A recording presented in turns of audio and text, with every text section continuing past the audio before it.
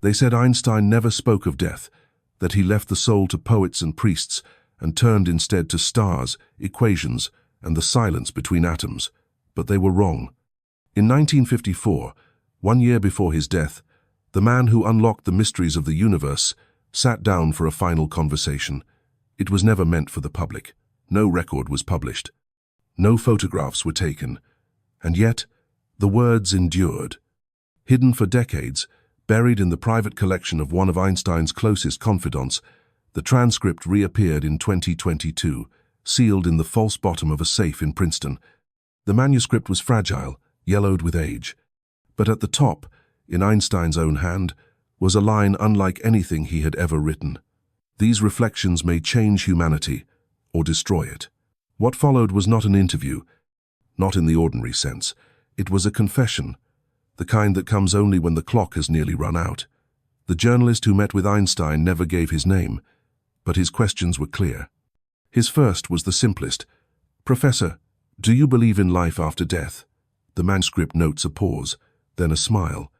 And Einstein's answer, "Belief is what we reach for when we do not yet know. But at my age, I no longer believe. I understand." The journalist hesitated, unsure. "But your science," he began. "Science," Einstein interrupted, "as it is taught, deals with what is measurable, observable, repeatable. That is not a flaw, but it is a limitation. There are truths that refuse to be trapped by instruments or equations, and yet they are no less real." He leaned in, voice low but clear. "What I'm about to share must remain between us, at least until humanity is ready. Life does not end at death. This is not theory. It is not hope. It is certainty. And it came to me not through religion, but through mathematics, through the fabric of time and space itself." The journalist's hand trembled slightly as he scribbled his notes. "Are you speaking of the soul?" he asked. "Of heaven?" Einstein's eyes turned distant. "I speak of continuation, of transformation. Picture a wave on the ocean's surface. It rises, dances, travels. But when the wind dies, the wave does not vanish. It merges back into the sea. The form is gone, but the energy remains. Human consciousness is that wave. The body is merely its temporary crest. When the body ends, the consciousness returns to the greater field." The journalist remained silent, absorbing what he heard. Eventually he asked, "How does this relate to the theory of relativity?" Einstein smiled. "Relativity describes matter, energy, motion, but it leaves out the observer. That is its great omission. Consciousness does not arise from matter, it precedes it. The universe does not create awareness. Awareness creates the universe." He paused, letting the words settle. "This is not mysticism," he said. "This is what the mathematics shows, the double-slit experiment, entangled particles. These are not anomalies, they are evidence." He continued, "Consciousness shapes reality. It selects, it filters, it determines. And when the body dies, consciousness does not vanish. It returns to the source, to perception itself." The journalist leaned forward. "Do you believe in God then?" Einstein nodded slowly.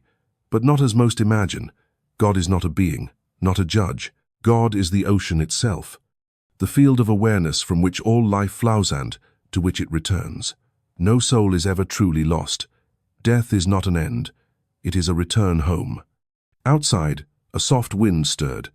The transcript notes that the spring of 1954 had been unusually cold. Inside, the silence grew heavy. "Professor," the journalist said quietly, "many will find this difficult to accept. How can a scientist of your stature speak in such metaphysical terms?" Einstein's voice hardened slightly. "You think this is faith? It is not. It is recognition. My work on the unified field theory led me to glimpse something deeper, a lattice, a structure that binds matter, energy, and awareness. At the beginning of this century, we believed the atom was the indivisible unit, but we were wrong. Beyond the atom lies emptiness. Beyond emptiness, vibration, the hum of the vacuum. And beyond that," he paused as though weighing the word, "mind." The journalist blinked.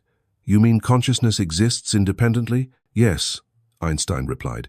"Consciousness is non-local. It is not confined to the brain. The brain is a receiver, an instrument. The source lies elsewhere. Death does not destroy the antenna. It only ends the broadcast temporarily. The signal, the field, it continues. The journalist looked down at his notes. Why are you telling me this now? Einstein's gaze drifted past him. Because time is short. I stand at the threshold. And this knowledge must not die with me. Humanity stands at the edge of its greatest revelation, that death is not the enemy.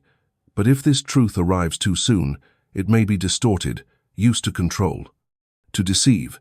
That is why I have been silent, until now. At that moment, the old clock in the corner began to chime. 12 strikes, midnight.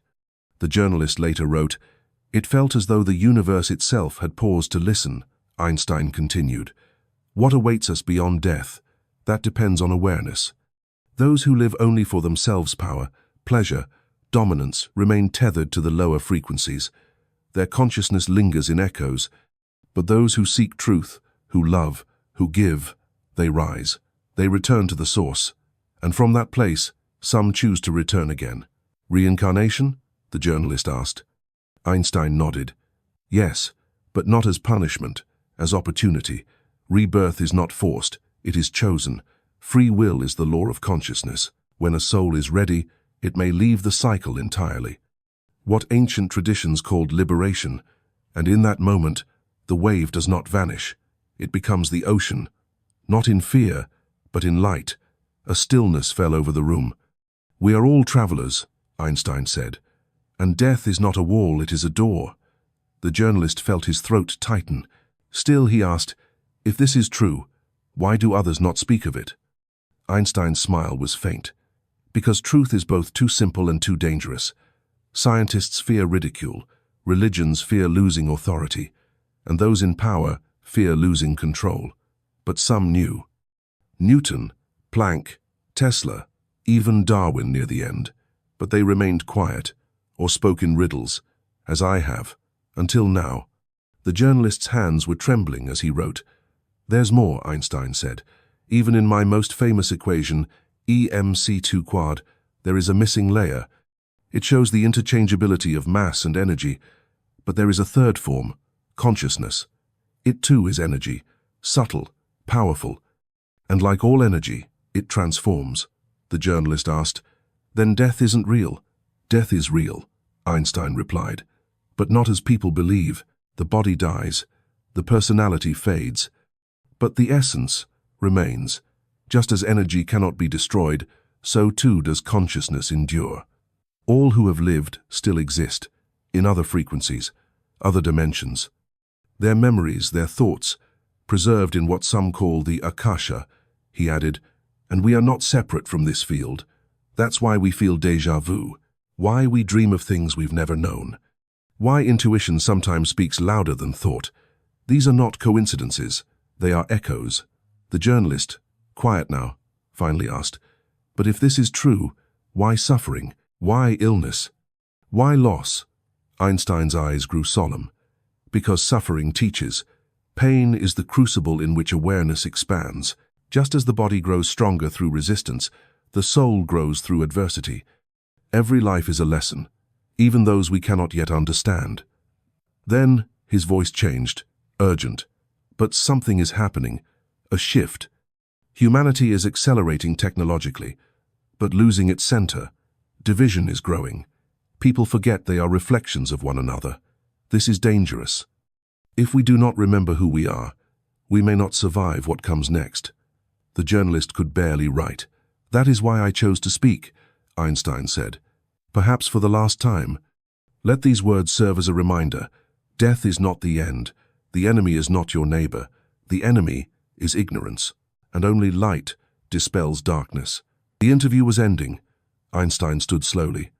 "Share this only with those ready to listen. Do not preach it. The truth must be sought, not forced. The question," he added, "is not what lies beyond. It is how we live now." He looked toward the window. The first glow of morning was blooming across the sky.